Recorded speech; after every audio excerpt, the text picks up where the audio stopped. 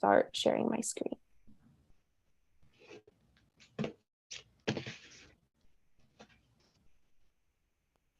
All right, welcome everyone to the panel at the Gay Bar, LGBTQ plus bars in history and as community centers, part of Outright 2023. Thank you so much for tuning in. First, we would like to thank Gilead and the Mayor's Office on LGBTQ Affairs for their continued support of Outright in all our Center Arts programs. Their support allows us to continue to share our stories regardless of the artistic medium. So please join us as we thank them for their support and share a brief sponsor video. The average baseball stadium holds about 50,000 people, enough to fill a dance floor the size of a New York City block. It was also the number of people in the US who became HIV positive every year since 2003. Then, something happened. One by one, we said, enough is enough. Instead of waiting for a cure, we took action. We got tested and retested. We talked to each other, and we talked to healthcare providers about HIV prevention options. People living with HIV started treatment right away and stuck to it, which can prevent the spread of HIV through sex. New infections went down, but we still have work to do. So let's all do our part and keep fighting, because together, we can all help stop the virus. Find out what you can do at helpstopthevirus.com. Thank you, and please enjoy the event.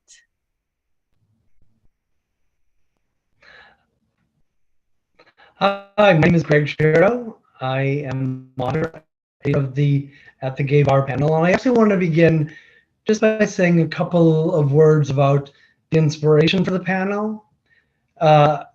I saw an interesting, I'm an entertainment journalist, and I saw an interesting phenomenon among the subjects I cover our books. And I saw a lot of books being written about gay bars, women's bars, men's bars.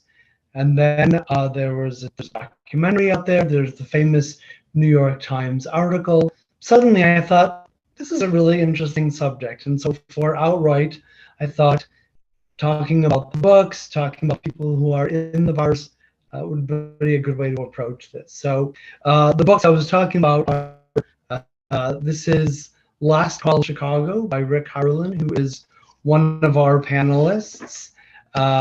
This is Moby Dyke by Krista Burton, who is another one of our panelists.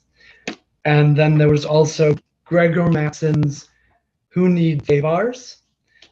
This fall, there's going to be a book from Duke University Press called The Bars Are Ours by Lucas Hildebrand.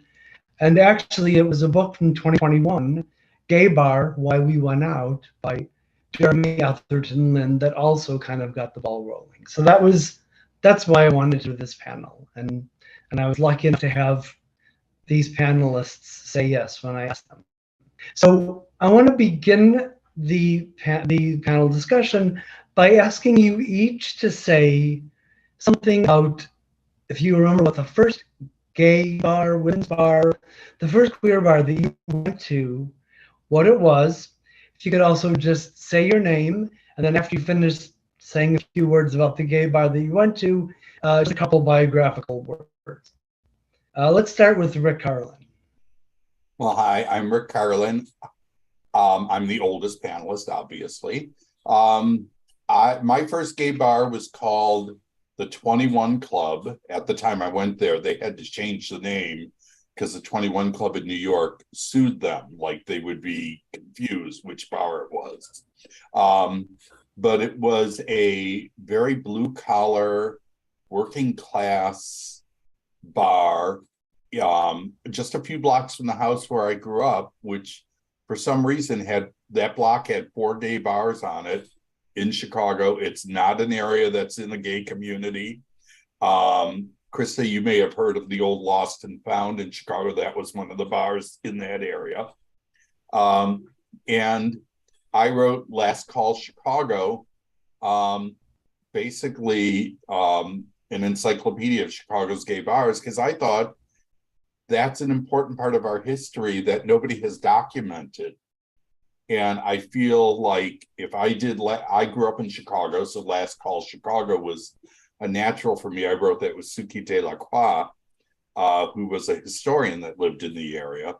And so we both had different perspectives on the bars. One of the reasons why I wrote that Thank you. is I grew up in Chicago, and I worked for all the gay press in Chicago, so I was there at a lot of the bars. Thank you. Krista?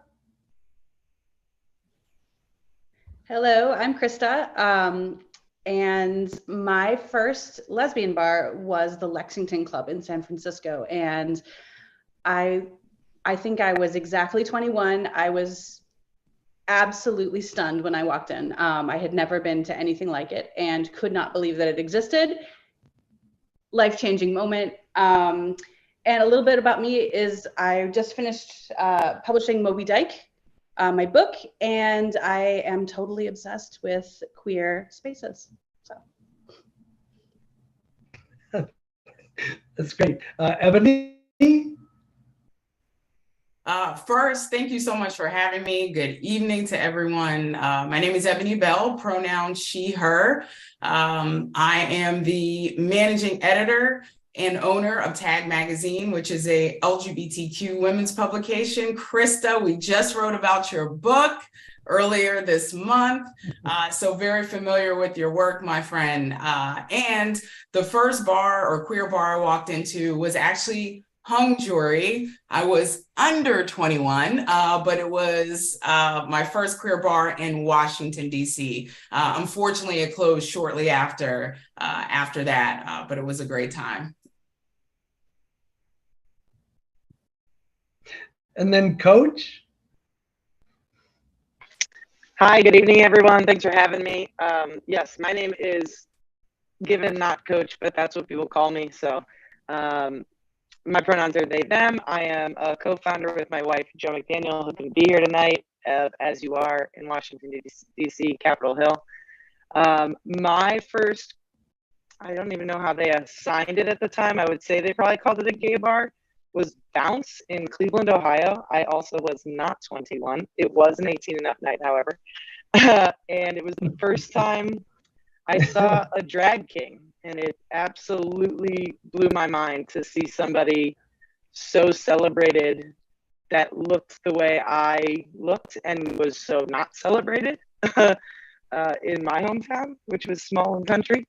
And yeah, just to be stared at for the first time, not wondering if I was being like looked at as a freak show or interested in, was like night and day to what my experience up until my first 18 years had been. So changed my whole life.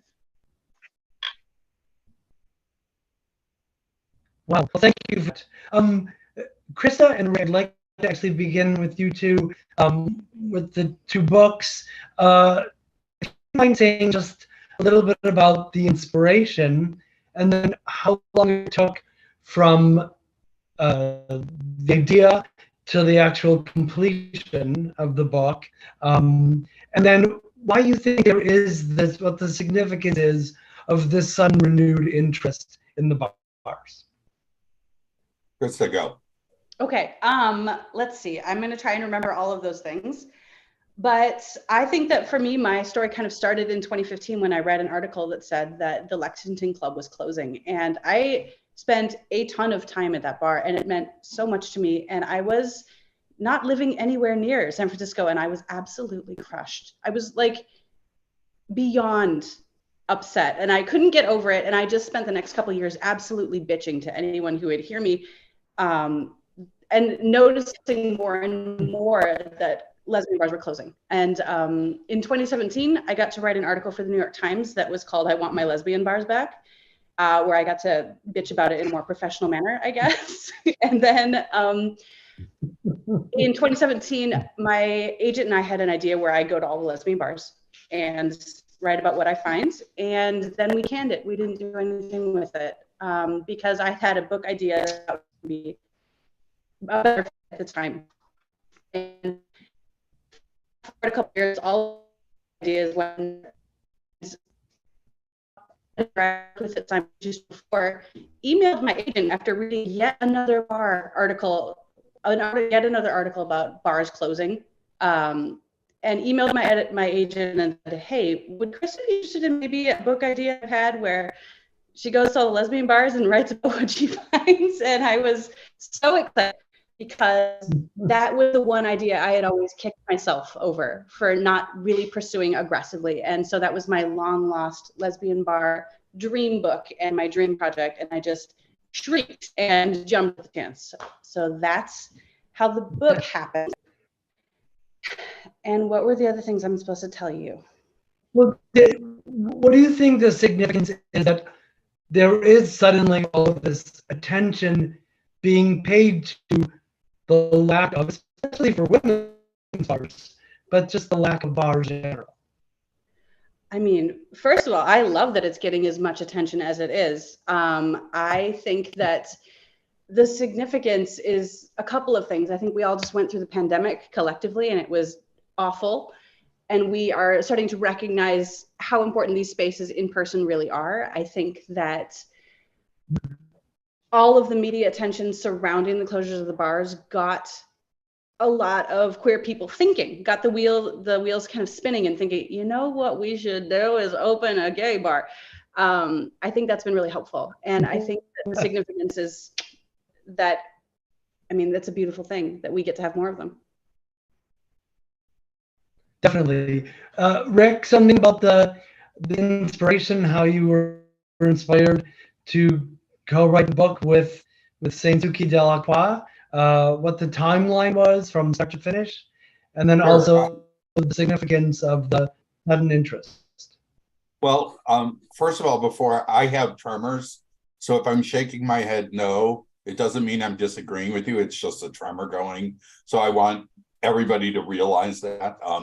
That's why I keep my hand under my chin. It keeps it still. Bitches of old age, I'll tell you. I wrote the book because, well, one of the things is, I mean, I'm older than dirt, so I've been around fighting for gay rights since the 1970s. And one of the things, the outcomes of that is younger people they feel comfortable going into just about any venue and being who they are. And that's why we're losing some of the gay bars we're losing. I think there will always be a place for LGBT bars or queer. Why don't we just say queer bars? Because that takes in everybody. But I think there probably won't be as many because people do feel more comfortable going into other places and, you know, having a drink with their friends, whether they're gay or straight. And I saw these bars closing, and for years, the bars were our community centers.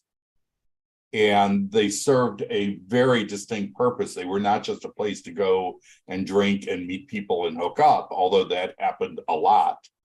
But they were also places to hang out and to make plans and rallies. And, you know, I can't tell you how many gay agencies started being jotted down on a cocktail napkin.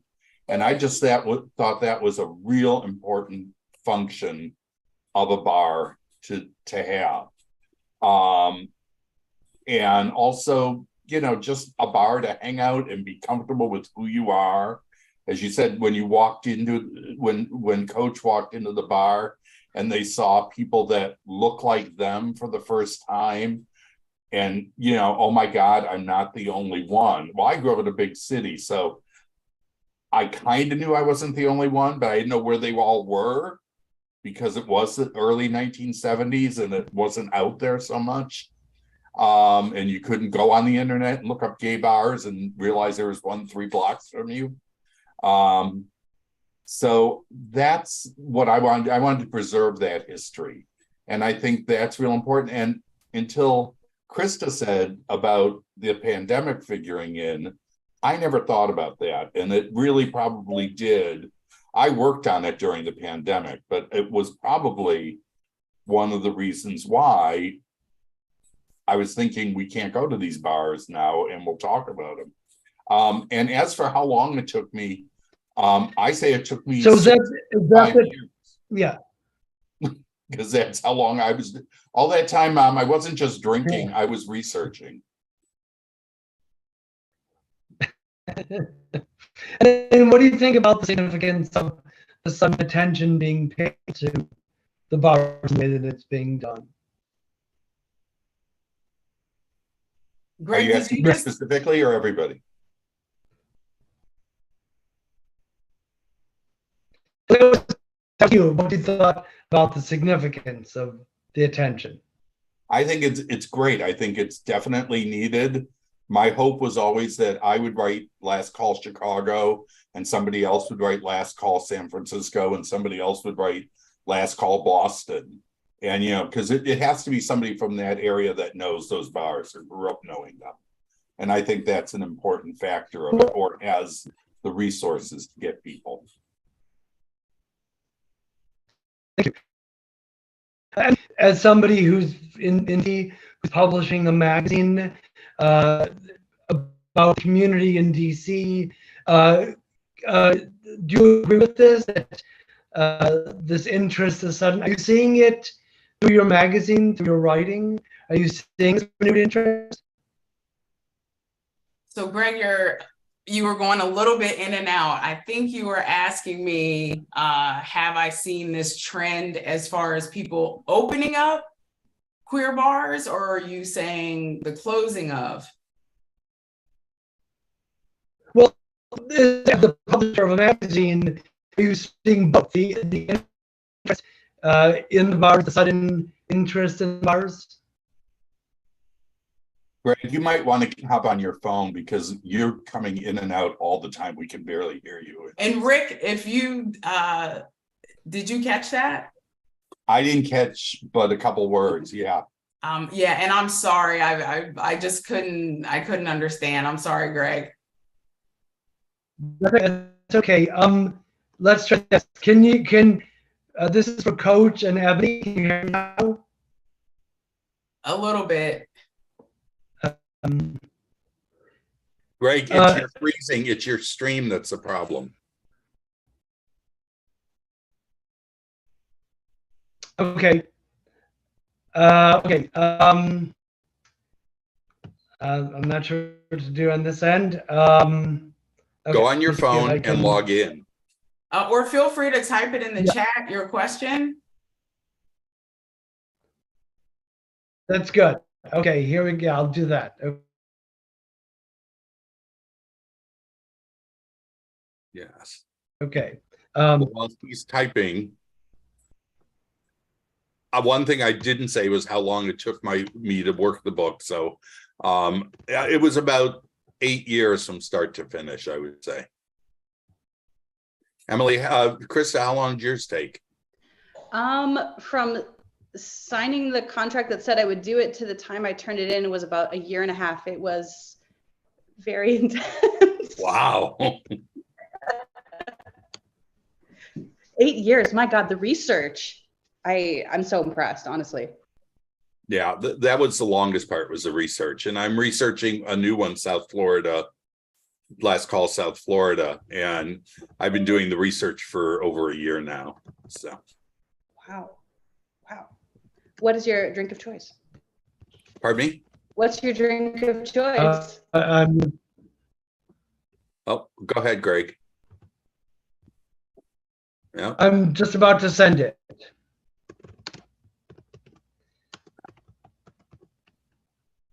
Chat.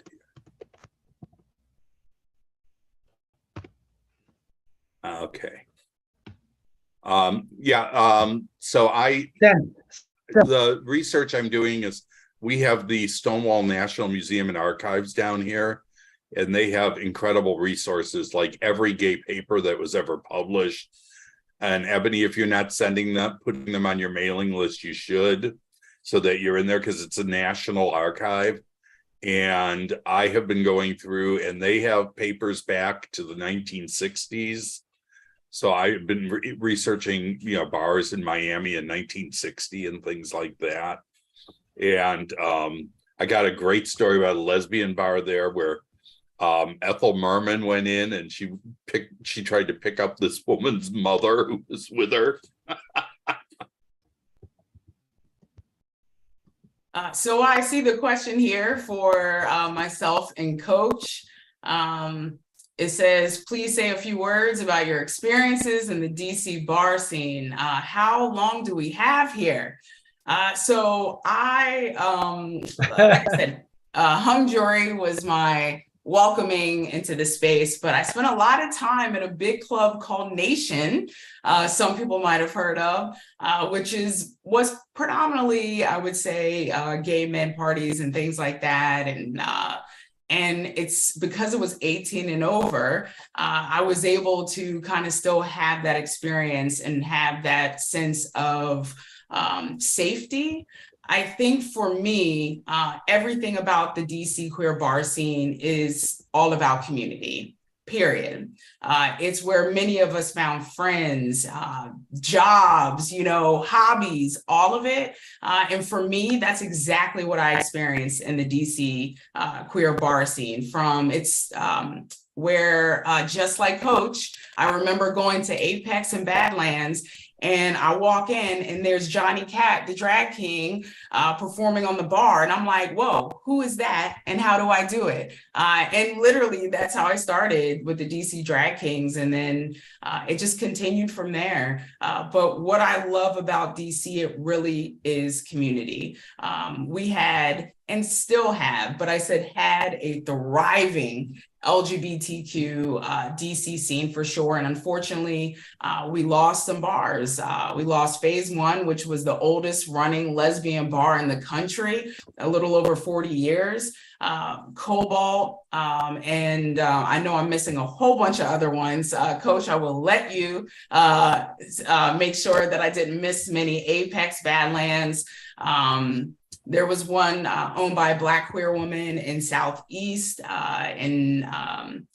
Anyway, the list goes on and on. We lost a lot, but what's really cool to see today are people like Coach, and other folks that are saying, hey, there's still space for this here. And how do we do it? And how do we do it in a way where everyone feels included and represented? And I think that's what we're seeing today. That's a little bit different than what we saw in the past. Even though there was this sense of community, I think people are now creating here in DC, not just community, but inclusive community. Yeah. I have to agree with you, Eboné. I haven't been in DC, I don't think, as long as you. Moved here, I think I'm right around 10 years now that I've been in DC. So my experience with the community aspect of that was quite a bit different. I didn't really grow up in the queer scene, right? I wasn't coming out at that young age. I moved here as a full-blown adult, married with kid. So I think you're totally right. I think there was this heavy community. I do think most of these spaces were kind of like male-driven, gay male spaces, with the exception of Phase One, which was not that. I'm very proud to be not that. Maybe a little bit blunt about it, even. And that we needed that. We needed a space that was like, hey, actually, you're not the most of because we need somewhere to be too. And I think it started to even the playing field as we matured through what it looks like to be different and together, right? And so we didn't have to have lesbian bar and gay bar. We could have a queer space. And I do think that community was there, but now there is community with safety as like a priority. We're starting to see the conversation shift from just having a place to be where you can be yourself to having a place to be where you can be yourself and not look over your shoulder, whether that be the cultural differences in the LGBTQIA community that can create a lack of safety, or how out we can be as a business. We have rainbows all over our building. We're not the old warehouse, the secret queer space behind the door. Getting some feedback here. I think somebody's unmuted. Am I okay? Everything's good? Can you hear me okay? Okay. Yeah, so I do think that's the difference. I think we're growing to be a better people. We're realizing that the culture that we live in as queer people is evolving constantly, and I would say rapidly as time goes on, with language and spaces and ways to identify differently. And yeah, I just think it's really important that we start to adapt with it and tell the histories of how we got to this place, right? So I appreciate the books that you're writing, Rick, and I appreciate Krista's more recent capture of what she's out in the world seeing. So yeah, I think we need to tell those stories to help inform how we move forward, so we keep people safer than we could then.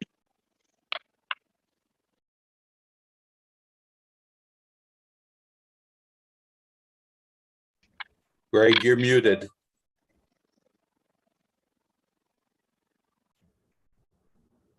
You're muted, Greg. On your phone, you're muted. There. Oh, no, you are unmuted. Now you're muted. Can you hear me? Yes, now. All clear? Great. Yes. So I had another question also for Coach and Eboné, and that is, with all this new interest, are you seeing the benefits of it? Are you seeing it as you are? Are you seeing it with the publication and perhaps events that you're planning? Are you seeing the benefits of it?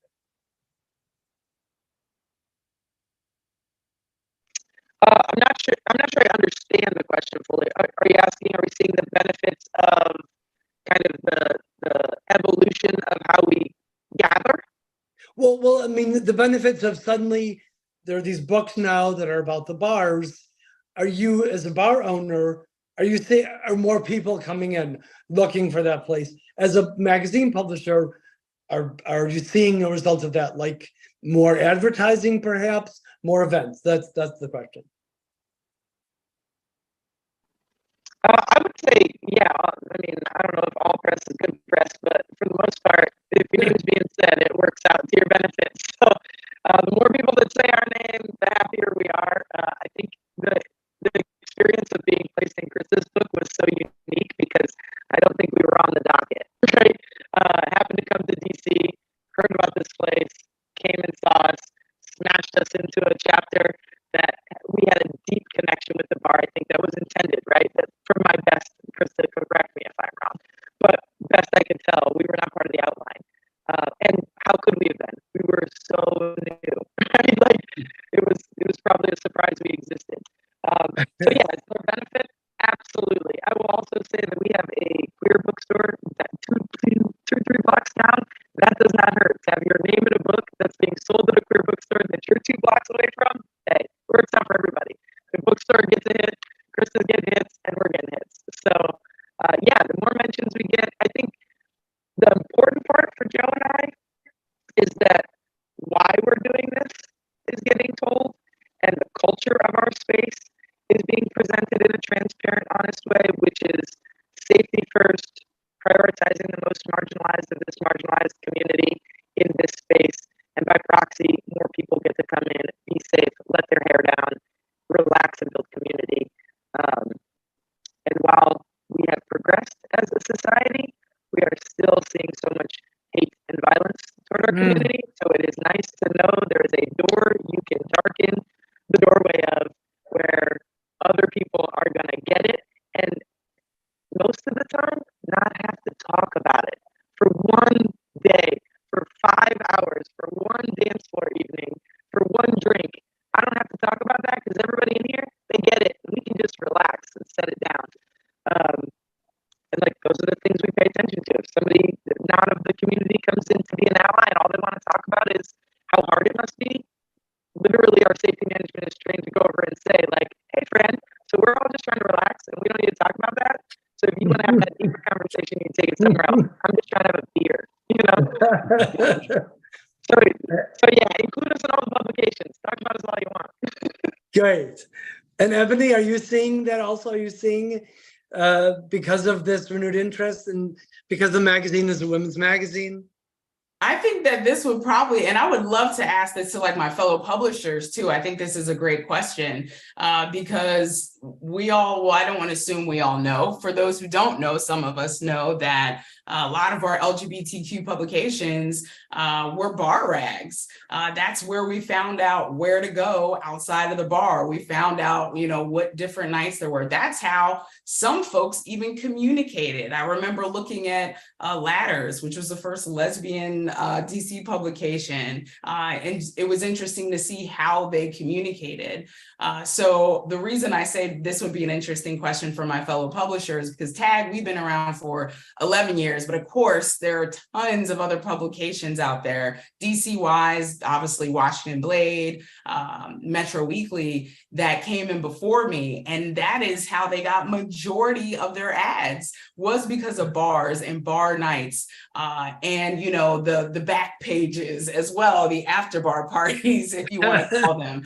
But I know that they were absolutely thriving. And then for us, with starting 11 years ago, yes, we still had queer women's clubs and bars and events and spaces. And that is who was advertising with us a lot, like the Phase Ones and their Phase Fest and all of that. And of course, even not just bars, but even folks that found out about us because we were at those bars advertised with us. And I would say maybe over the past several years, we haven't seen that height until we have amazing people starting to create these new spaces. And that's where we started to see more support, more sponsorship, more advertisers, and more content. That's another thing. Yes, of course, money is always great with advertising, but content, me talking about Krista and your book and everything, I didn't know until our writer brought it to our attention, right? And I think that's exactly why I love what I do. It's because I get to learn about these amazing things and amazing spaces. Obviously, we love and support As You Are, who has opened their doors to our events. And that's another thing. I understand, and this question might come up already or later. But a lot of these closing is because LGBTQ people have become more mainstream, so to speak, right? And so all of a sudden these bars are like, oh yeah, come and have nights with us or do this. And it's hard to find spaces, especially when you have big crowds. So it's always nice to try to bring those dollars back to our own community. So I think it's been helpful as far as supporting one another, content, and of course, it's always great to have more ads in our publication as well. Well, if I can jump in, because I've been in gay publishing business since the 80s, late 70s, early 80s, there is a great symbiotic relationship between the bars and the newspapers. They advertise, which keeps you up and alive, and then you write about them, which drives their business, which then they can afford to advertise and drives your business, and it goes back and forth. But we had a safety net in the 80s and that's when gay publishing really exploded. And we can thank Ronald Reagan for that, actually, because he deregulated the phone industry, which let all those phone sex companies come in, and their only advertising was their only overhead. So they were pumping in like 14, 20 full page ads into a newspaper a week in order to get people to call in. And so the same thing is with the bars, if they advertise and more people come in, and it works really well. But that it was nice to have that little cushion base that the phone sex ads had. And now it's really hard because, as you said, mainstream places are trying to get gay nights, but they don't think about advertising in the gay press to get the gay people in the gay nights. And then they're taking away people from the gay bars on those nights. So exactly. It's a really fine web that you have to weave to make everybody survive. And it's all about survival. For sure. Coach mentioned Little District Books, which is just down the street. A very short personal plug. I have a new book that came out in June. I am doing a reading at Little District Books on August 22nd. So if you're in town, please attend. So one of the things I was thinking about, And Eboné, please send someone to cover it. yes, please. So with LGBT studies courses, with women's studies courses, what would it mean to you, Rick, to Krista, if your book were used on a university academic level, if they were used in classes as reference books, or, yeah, what do you think about that? Krista. Okay. You know, I would be completely thrilled, of course. I used to write this blog called Effing Dykes, and at one point, a publisher from a fancy university contacted me and said, "Can I make a giant compilation of all your blog posts and put it in our archives?" And I was like, "Oh my God, me?" Wow. So, yeah, if it happened that that happened with my book too, I'd be very excited about it. Wow, Rick? Oh yeah, definitely very excited. One day my book was #1 in LGBT studies on Amazon. And I think it's because some professor included it in their thing, and we sold like 25 books in one day. And because we were no longer #1 the next day, but it was great. It was, I could say I was #1 on Amazon in LGBT studies at least one day. So yeah, I would love to see that.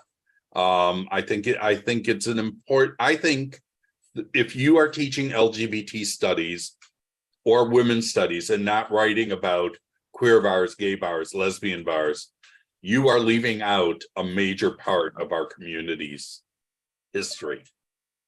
For sure. So because we're talking about the mix of I don't know, sexual identities, right? Straight people going to gay bars, gay people going to straight bars, mixing. Then of course we always have the famous bachelorette parties. They love to stop into a gay bar on the way, wherever they're going next. They always make a stop in a gay bar. Is this something you think? Is this sort of like a new phenomenon? Do you remember this, like when you first started going out to bars, whether it was in the 70s, 80s, 90s? Is this something new that this kind of mixing, or do you think it's something that's coming back, that it might have happened at one time in the past and is coming back? I'll start with this one. Absolutely not. I think this has been happening since the dawn of there ever being a thing that has been considered underground. People have been, whatever you want to call it, they used to call it slumming, they use whatever. No, everyone has always been incredibly curious to see what other parts of life are up to. And I have no memory of ever being in a queer space that did not receive visits from bachelorette parties. And that is totally fine, because you know what if one of those bachelorettes is looking around and going, Yeah. You know? I found my people. Yes. Rick, did you? I'm sorry, I was so interested in Kristen's answer, I forgot the question. All right, Coach, because I stopped in actually yesterday to As You Are. I live in Fort Lauderdale, and so I'm in DC on this. I'm out on a book tour, and I thought it was a really nice mix. Is that an important thing to you, that there's a nice mix there? I mean, absolutely. We are inclusive, wholly. I feel like I need to be careful on how I say this, but I am going to be really clear. We prioritize the most marginalized of this already marginalized community.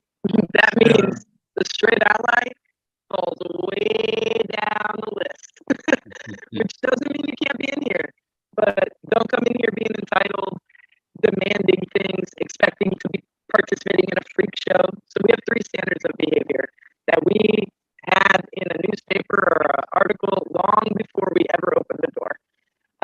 The first one is that you need to respect people's pronouns, identities, and boundaries and cultures. The second is that you have to be here to celebrate the queer community.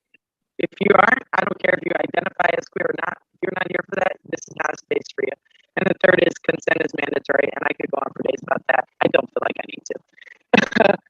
Sure. So yeah, sure. if you're not here celebrating us or participating with us, you're here to learn from us. If you're here to gawk at us, then you can't be here. And I'm very quick to tell somebody this isn't for you, and you can move along. And I have had plenty of people say like, Oop. Okay, we froze up a little bit there. Yeah. So another question Rick mentioned in the title of this panel. be here to gawk at us. Oh. Well, it's timeless. Well, Right. it's timeless that's a behavior. Also, we're done. We're done. Right. I mean, you make us Right. replace. Here's the door. Don't let it hit you on the way out. So the title of the panel also talks about that it was a community center, that it was a place. So I know also, Eboné, you also organized events, right? Like, so was this something that you were also aware of, that these events that were social events, did you see planning for either like a local pride march or a national march or the women's march? All of you too, in your experiences, did you use those venues? Did you use those bars as places where you could plan things for the community? So can we start with Eboné? Sure, of course. Absolutely. I think that is always one of the first places we should start. If they have the space, of course, and if it works on the day and all of that jazz. But I feel like as an LGBTQ publication, I feel like that's where we always try to start, or at least LGBTQ owned. I have my own personal list when I do business with people, and I start within community first. Obviously, I'm very intentional about queer people of color, trans folks, and I will literally go down the list. And then if I can't find any of that, then I'm like, where are the best allies that show up and show out as well? Because I also believe in supporting those who support us, because at the end of the day, we need allies as well. But I feel like we should always put our community first as much as we can, and do it the best way that we can. And I do that because I know how it feels when the community steps up for us and supports us. The impact is bigger than you may think. We almost did not make it during the pandemic, and that's a real story. I thought we would have to close Tagg, and if it wasn't for supporters who gave out and said, hey, we recognize as a queer women of color owned business, y'all don't get a lot of support. And they're right. As you watch your white counterparts making thousands of thousands, and we are over here trying to make $30,000, right? So, and this is not a violin story. I'm just saying, I know how that feels. So I think many of us, even 70s, 80s, 90s, we knew how important that community was. We knew how important it was to uplift one another. I think a little bit today we forget that sometimes, but I do think there are great people all on this panel that really get that. And I would hope everybody moving forward would be intentional about, how do I support our community? How do I have an event here? Because we know the folks that came before us, you all were killing it. You knew what community looked like when the men were down, the lesbians stepped up, right? You all knew how to do that. And I think sometimes we could take a page out of that playbook every now and then. But I think it's important. And I think there are people that are doing it. And yeah, I just hope to see that more. Krista, were you seeing that too, in addition to just to the bars that you visited? Did you get a sense that there were not just social, but there was organizing going on in those places? Oh, absolutely. People are always having like little meetings wherever you are especially in a lesbian or queer bar. There's always at least two people who are like on their laptops, and they are in it. They are planning. There are Excel docs. They are going. And usually, if you eavesdrop, which I always do, they are talking about something gay or queer that they're about to do. Like they're working at a nonprofit, or they are organizing something, or they're like talking, there's constant political talk. They're just organizing. As a people, we organize. And a lot of the bars, that's just happening all the time. Yeah. And Greg, do you mind if I just say No, this? go ahead. I have to give a shout out, and I can let Coach say more, but I have to give a shout out to As You Are. I think they're a great example of the groups that come in from queer, gaming folks that play board games to poetry nights, to this, all kinds of things that you wouldn't even think of. That's like, oh, there's a LGBTQ this or that. I think that As You Are is probably a really great example of what you're asking, and what in the space that allows people to be themselves, be nerds, right? Be, dancers, try this, try out their poetry, whatever that might look like. So we are seeing it, like Krista said, because we're organizers and we just want to be around each other sometimes. Right. Well, Coach, are politicians aware of As You Are? And are politicians coming in and doing like events, fundraisers or stuff? Politicians are aware. We are good friends with Chasten Buttigieg. Oh, wow. Of the Buttigieg family. They live in the neighborhood, so they come in to grab a bite from time to time. One of the things I want to say is that thank you, Eboné, for that shout out. And the reason that works, because we could never take credit for that, is that we don't produce our programming. The community does. So part of the intent of As You Are, and the reason we do this, is we are, for all intents and purposes, white women. I don't identify as a woman, but and we don't know everything about the communities that need space or how they need that space. So we're not going to pretend to. We know we are potentially, as owners, going to make mistakes. We want to be accountable and held accountable. So we've said that very clearly and been held accountable when we do. And we've told the community, this is y'all's. We are going to do this together. What do you want to see? And so we have had gaming on Sunday afternoon and people teaching Magic the Gathering to queers. And we've had open mic nights and the queer storytelling events, and karaoke's blown up. And so we have events that are all over the place. Tonight we're doing it's actually just starting. I don't know if you can hear it because work all the time. Boys in Heels. It's like this gay boys in heels, like this more effeminate,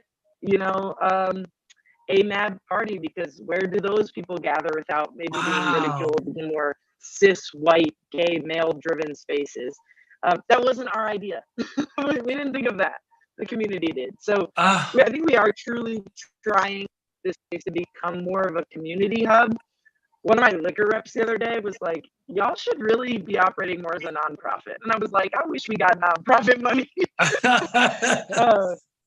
But we are really trying to focus on the community and build those services. So yeah, there's constantly organizing here. It isn't our idea. We're grateful to hold the space for people that have less space than we could walking through the world. And that's just kind of, if it weren't for that, Joe and I would never have owned a space, a bar.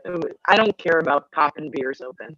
I care about our space being for and by the community, so that there's trust there. Wow. And Rick, one thing I'd like to say is that is wonderful, but what we have to do is when we go to those things, we have to remember that these are businesses and we have to support them. Greg and I have this story about this one woman that would go into other businesses for like open mics and things, and she would bring a sandwich and a drink in a bag and sit there.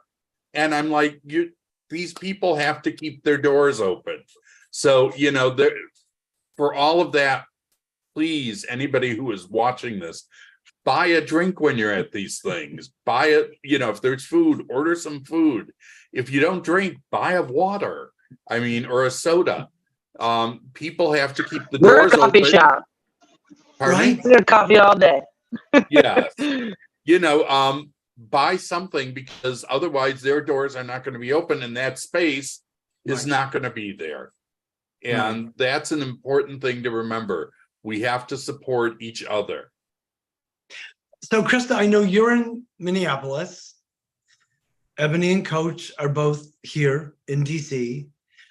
Rick and I live in Fort Lauderdale. So we are under the oppressive thumb of a madman, really and truly. So I'm wondering if, as movers and shakers, writers and bar business owners, and do you have any advice for people in places, not just Florida, but Texas, other places where the community Kentucky is under threat? What was that? Kentucky, Tennessee. Kentucky, where the community is under threat. Do you have any kinds of words of, I don't know, advice, support you want to share?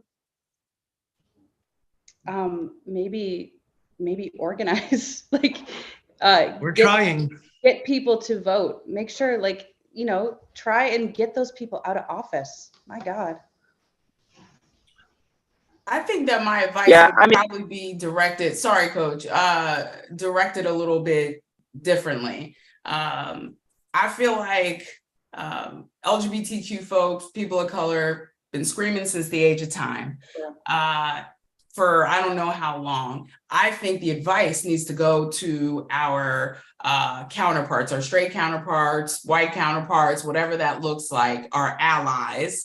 And the advice needs to be, this is your time to speak up and show up and be intentional. Don't just talk about it, be about it. If you're in a room and there's homophobia, call it out, because they're going to listen to you more than they're going to listen to us, unfortunately. So for me, the advice, obviously, I'm like, stay strong, my people, my community, of course. But at the end of the day, that is who needs to step up. That is who needs to hear us. Because unfortunately, sometimes they have a little bit more power than we have. It never brings me joy to say that, but it's a reality. So my advice would be the other way around, because we continue to organize and speak up. We're just not being listened to. Evil happens when good people say nothing. That's it. You're just complicit. That's it.